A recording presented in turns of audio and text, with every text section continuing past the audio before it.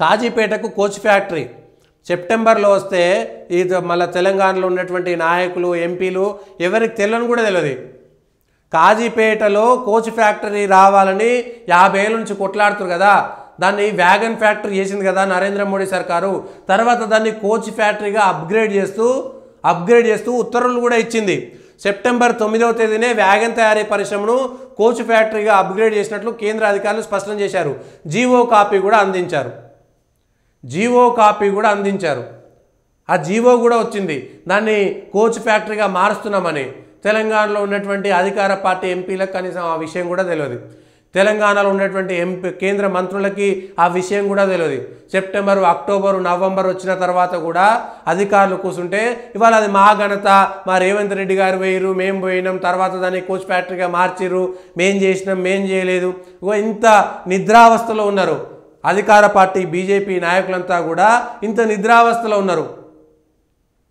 కనీసం చేసింది చెప్పుకోలేనటువంటి స్థితిలో కూడా దీనిపై ఎల్హెచ్బి ఈఎంయూ కోచ్ల తయారీకి ప్రణాళిక సిద్ధం చేయాలంటూ దక్షిణ మధ్య రైల్వే జనరల్ మేనేజర్ ఈ మధ్యన రైల్వే జనరల్ మేనేజర్ తోటి అందరూ కలిసి కూర్చున్నారు కూడా, అందరూ చర్చలు కూడా చేశారు.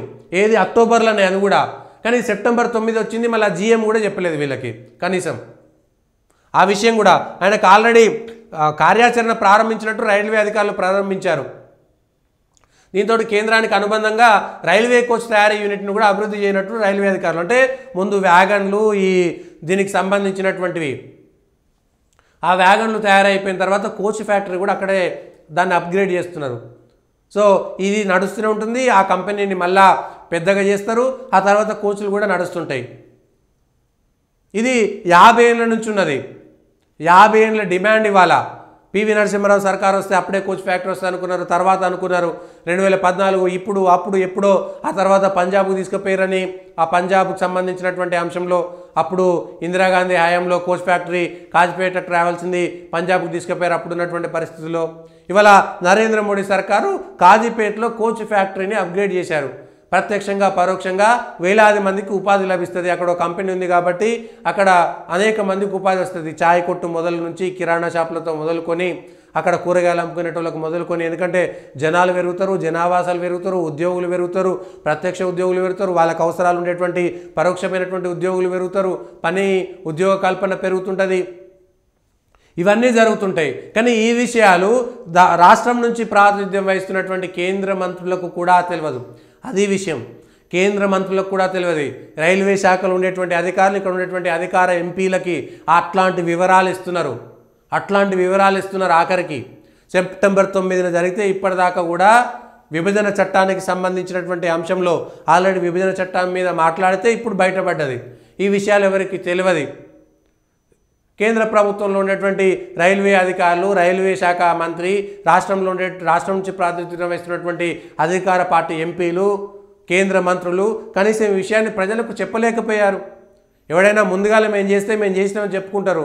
కోచ్ ఫ్యాక్టరీకి అప్గ్రేడ్ చేస్తున్నామని ఎవరికీ చెప్పుకోలేదు. ఎవరు చెప్పుకోవాల్సినటువంటి అవకాశం లేకుండా చేశారు.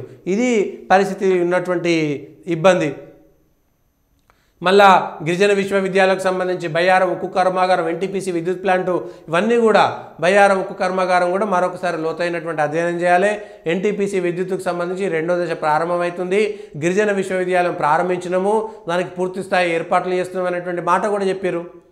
విభజన చట్టానికి సంబంధించినటువంటివి ఇది చెప్పుకోలేనటువంటి స్థితిలో తెలంగాణ నుంచి ప్రాతినిధ్యం వహిస్తున్నటువంటి వాళ్ళు ఇవి ఆల్రెడీ కాంగ్రెస్ వాళ్ళు చెప్పారు. వచ్చే ఆగస్టు కల్లా కోచ్ ఫ్యాక్టరీ పూర్తి సీఎం రేవంత్ వల్లే సాధ్యమైంది. కాంగ్రెస్ ఎంపీ ఇది కేసీఆర్ ఏనాడు ఢిల్లీ పెద్దలు కలవలేదు. కోచ్ ఫ్యాక్టరీ, విమానాశ్రయం, వెల్నెస్ సెంటరు, గిరిజన యూనివర్సిటీ ఇవన్నీ కూడా వరంగల్లో అభివృద్ధి చెందిందంటే రేవంత్ రెడ్డి వల్ల అని కాంగ్రెస్ వాళ్ళు చెప్పుకుంటున్నారు. అది బీజేపీ వాళ్ళ పరిస్థితి. అంటేనేమో కోపాలు తాపాలు.